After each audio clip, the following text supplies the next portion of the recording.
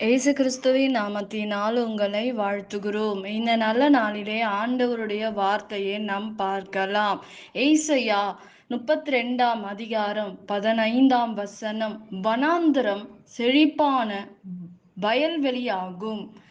பிரியமானவர்களே, இந்த காலை வேளையில ஆண்டவர் உங்களோட பேசுகிற வார்த்தையை நாம் பார்க்கலாம்.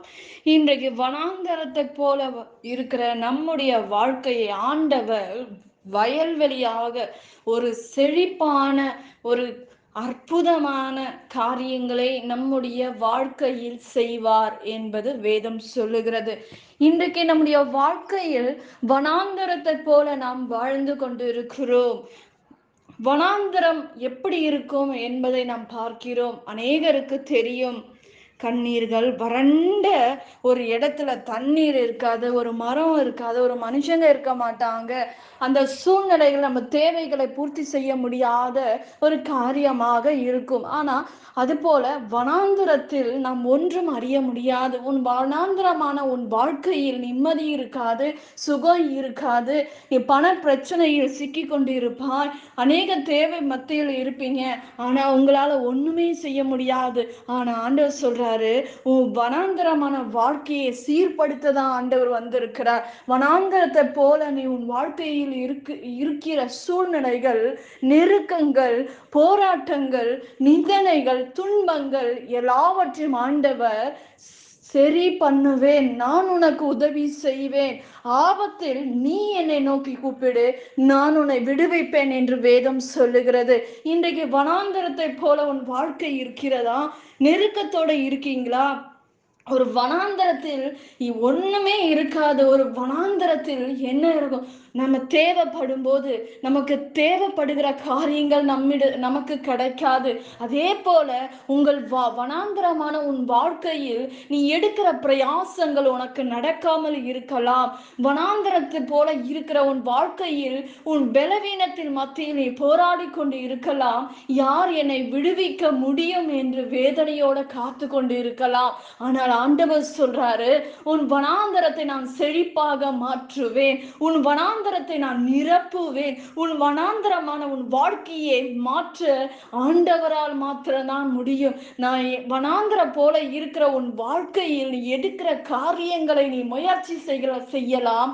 ஆனால் ஒன்றும் உன் கைக்கு அது வாய்க்காமல் இருக்கலாம். இந்த நாட்களில் பிரியமானவர்களே, ஆண்டவர் உங்களோட பேசி கொண்டிருக்கிறார். நீ வேதனையோட, இந்த பாடோட, இந்த போராட்டத்தோட, பலவீனத்தோட நீங்கள் இருக்கலாம்.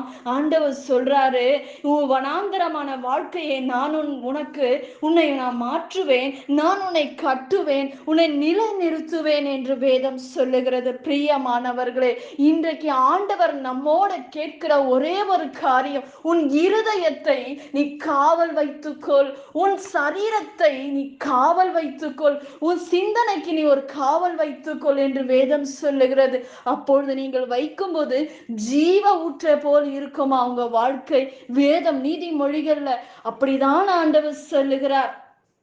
இன்றைக்கு நாம் எத்தனை பேர் நம்முடைய வாழ்க்கையை ஆண்டவர் ஆசீர்வதிக்கதாங்க இந்த உலகத்துல வந்தாரு.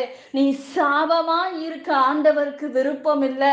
நீ கஷ்டப்படணும்னு ஆண்டவருடைய விருப்பம் இல்லை. நீ கண்ணீர் வடிக்கிறது ஆண்டவருக்கு விருப்பம் இல்லை. உங்களையும் என்னையும் ஆசீர்வதிக்கதான், உங்களுடைய பாவமும் என்னுடைய பாவத்துக்காக தான் ஆண்டவர் தன்னையே பலியாக கொடுத்தார் என்று நாம் பார்க்கிறோம். பிரியமானவர்களே, ஆனால் ஆண்டவர் சொல்றாரு, வனாந்தரத்தில் வாழ்ந்து கொண்டு இருக்கிறாயா? உன் வனாந்தரத்தை நான் செழிப்பாக மாற்றுவேன், வயல்வெளியாக உன்னை நான் மாற்றுவேன், உன்னை நிலை நிறுத்துவேன் என்று வேதம் சொல்லுகிறது. பிரியமானவர்களே, இன்றைக்கு உன் வனாந்தரமான உன் வாழ்க்கையை சீர்படுத்துகிறவர் ஒருவர் உண்டு. நீ என்ன முயற்சி செய்தாலும் இந்த வனாந்தரமான வாழ்க்கையில் இருந்து வெளியே வர முடியலையே என்று ஏக்கத்தோடு இருக்கலாம். இந்த பிரச்சனையிலிருந்து என்னால வெளியே வர முடியலையே, இந்த பாவத்திலிருந்து என்னால் வெளியே வர முடியலையே, குடும்ப பாரத்தை நிமித்தமாக நான் வேதனையோடு இருக்கிறேனே.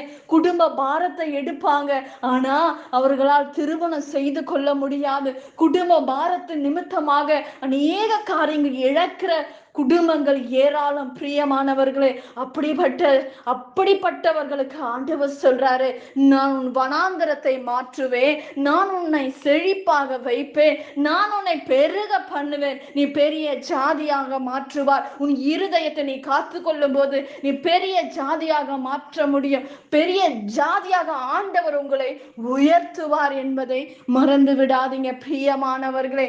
இன்னைக்கு என் நிந்தனை மாறுமா, என் அவமானம் மாறுமா என்று நீங்கள் நினைக்கலாம். ஆனால் நிச்சயமாக உன் அவமானம் மாறும். அதை மாற்றுகிறவர் உங்களுடைய தேவன், உங்களுடைய தகப்பன்.